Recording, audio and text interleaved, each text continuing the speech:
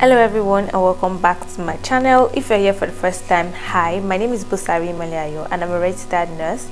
On this channel I film content related to nursing and healthcare, and in today's video I am going to be discussing 10 tips for nursing students during O.S.C.E.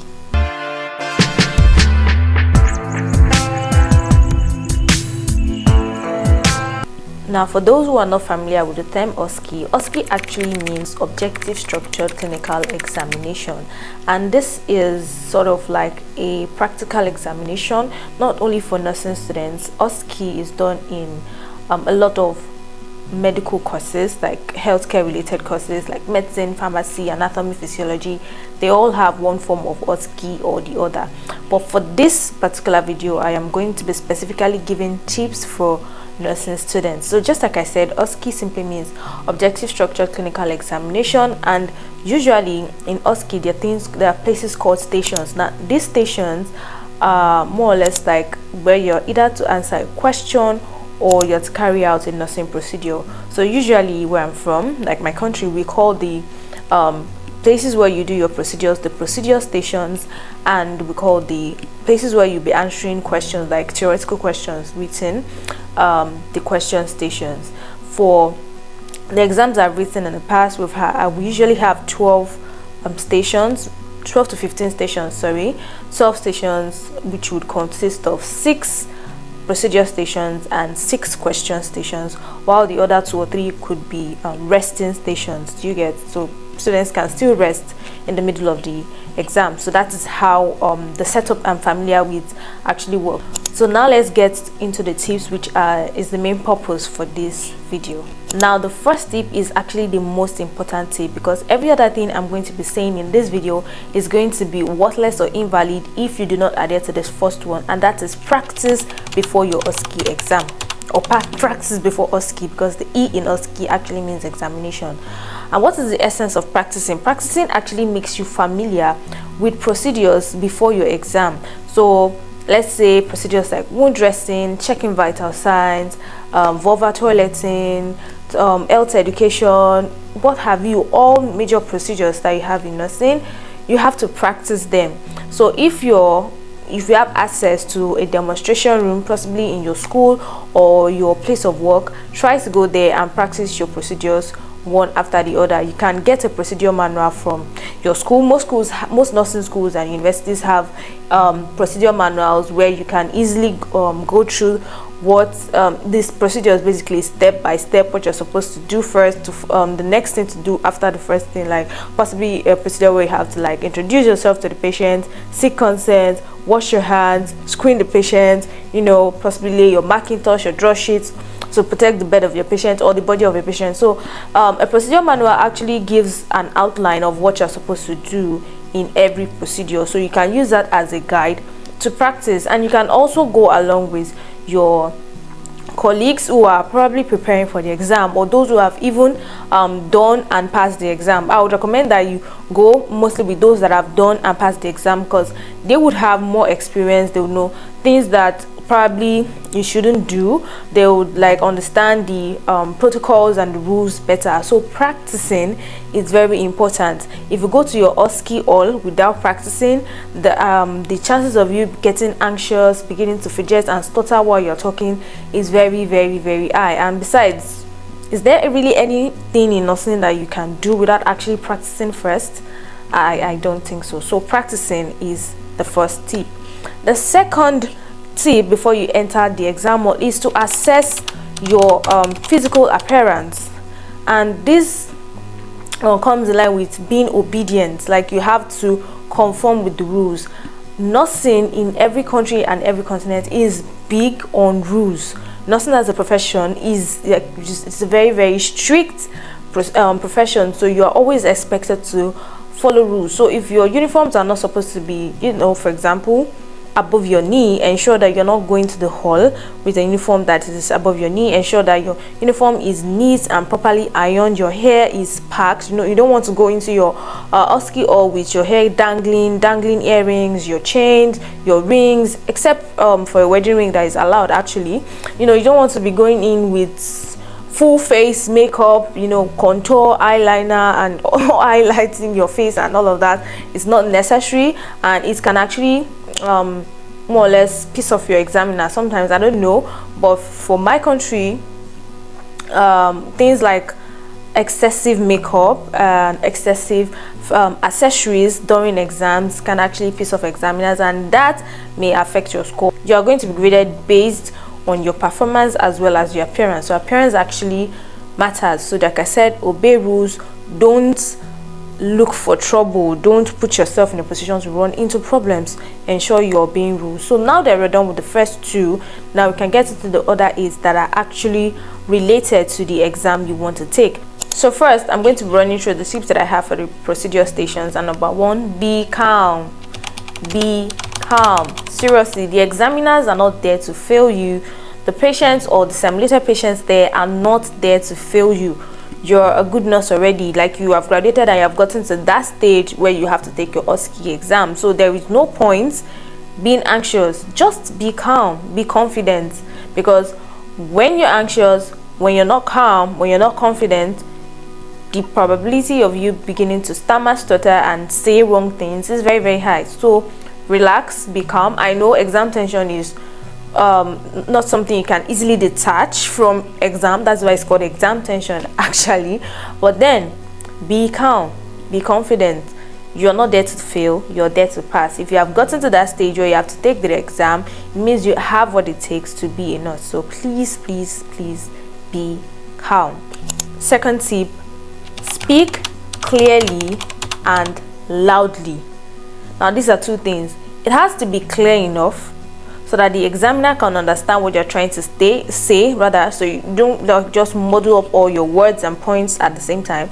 But you also have to be loud, because it is one thing for what you're saying to be clear, and your voice is not loud enough, and your examiner has to start straining their ears, like be able to hear what you're saying, and they may miss some words or some things that you wanted to say if you're not loud enough. And with the way O.S.C.E is, the rule is that the examiner is not supposed to give you feedback, like oral feedbacks, or the examiner is not supposed to talk to you basically. So if the examiner cannot hear you, he or she is not going to tell you that they can hear you, or they're not going to tell you that you're not clear enough. They're just going to keep staring at you and grade you based on what they can see and little that they can hear. So if you're not talking clearly and you're not talking loudly, you're not doing yourself any good. Like you're doing yourself a disservice by not being clear and loud enough, because your examiner is definitely going to grade you based on what they hear. Do you get my point? So that is the second tip.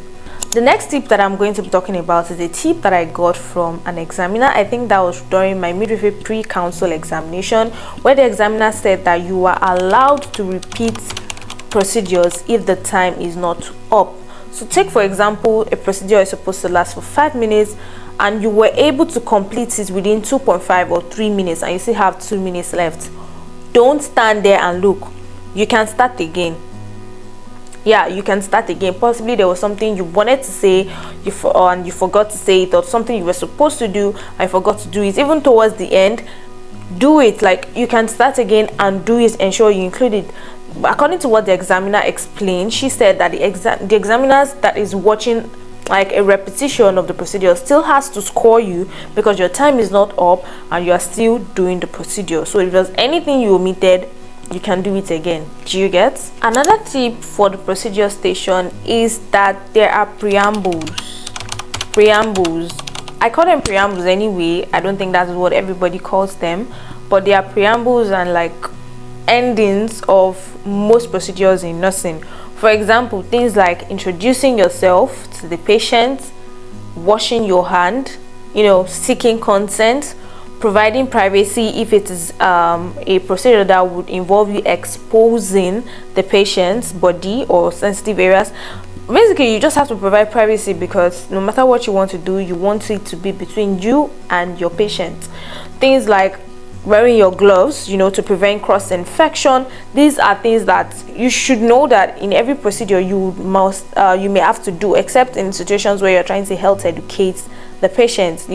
These are preambles that you are most likely going to be doing in every procedure. So you should have that at the back of your mind, that you are going to be doing those things. And at the end, obviously, you're going to have to discard your equipment, you're going to have to remove your gloves, you're going to have to wash your hands, you're going to have to document, and you're also going to make sure that you leave your patient in a comfortable position. So those are like the endings. So your preambles and your endings should be at the back of your mind. You shouldn't omit these things. So even if you don't remember everything in that procedure step by step, you should remember those things. Do you get? Moving to another point, there is a difference between I am and I will.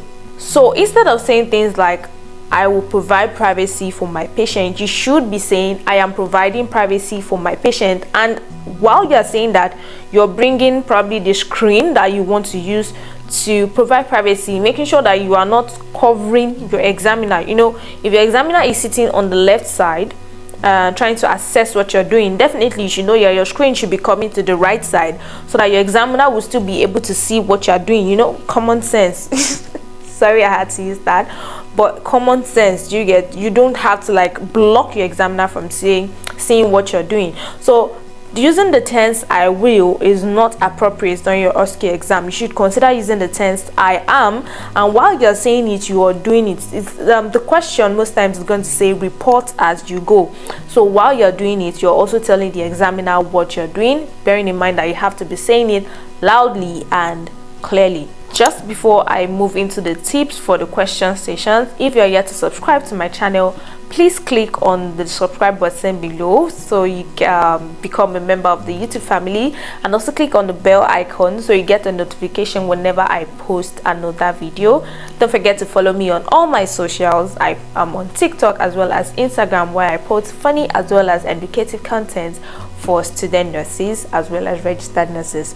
Now let's move on now to the tips for the question stations. Now you have to treat the question stations the same way you would treat your regular theory exams, like in the exam, or the same way you will write, arrange your points. This is the same way that you have to treat the question station. So the first thing I'm going to talk is that ensure your handwriting is legible. Like the examiner has to be able to read and understand what you're writing. So don't try to form this calligraphy guru while you're writing. Ensure that your handwriting is something that anybody can read and understand, write legibly. Number two, if you're going into the hall, ensure you go with a biro and a pencil, because in some certain question stations you may be asked to draw. So if you're drawing with a pen, and you know, obviously you can't exactly erase the ink from the pen, and you make a mistake during your diagram, is going to have your old diagram looking messy, and the examiner may not score you well. So it's better to go in with a pencil and an eraser when you're going for your O.S.C.E, so that if you're asked to draw, like if there's a diagram in the question station, you can easily draw with your pencil, and if you make a mistake you can erase it and make sure that your diagram is looking nice, ensuring that you also label your diagram properly. So go in with a pencil, like basically writing materials that you will need during an exam. The third tip for the question station is that do not waste time on questions. So if you have 5 questions to answer within 5 minutes, you've answered question 1 properly because you understand it, and you go to question 2 and you do not exactly remember the answer to question 2, do not wait till the time you remember question 2 before you leave question 2. Try to move to question 3, 4 and 5 while you're still trying to remember the answer to question 2, because if you have 5 minutes and you answered question 1 within the first minute, and you spend the second to fourth minute just trying to remember the answer to question 2 alone, it means you wasted 3 whole minutes, and the time left will not be enough for you to answer the remaining 3 questions. So it is much better if you answer question 1, 3, 4 and 5, when you come back to 2, and you know, even if you're not able to answer the second one successfully or effectively or correctly, you still have 4 others that you answered properly, compared to like when you just answer 1, you didn't answer this one correctly and there was no time to answer the other 3. You get my point? So don't waste time because you are trying to remember the answer, because the time for O.S.C.E is very, very short. You are going to have probably like 5 to 6 minutes at every station, so be time conscious.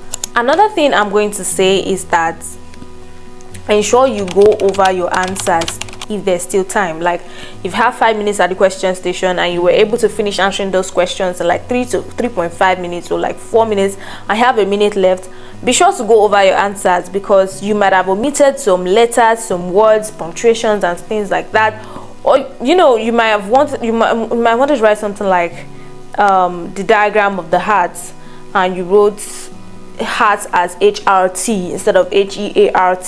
So just make sure you go over your answers if there's enough time. I believe you guys were able to understand everything I said in this video. If you want to see more of my nursing tutorial videos, click on this playlist that is going to pop up on your screen right now, so you can see more videos on nursing care plan, O.S.C.E, and so many other videos that can help you as a nursing student. Don't forget to subscribe and turn on notifications. I'll see you in my next video.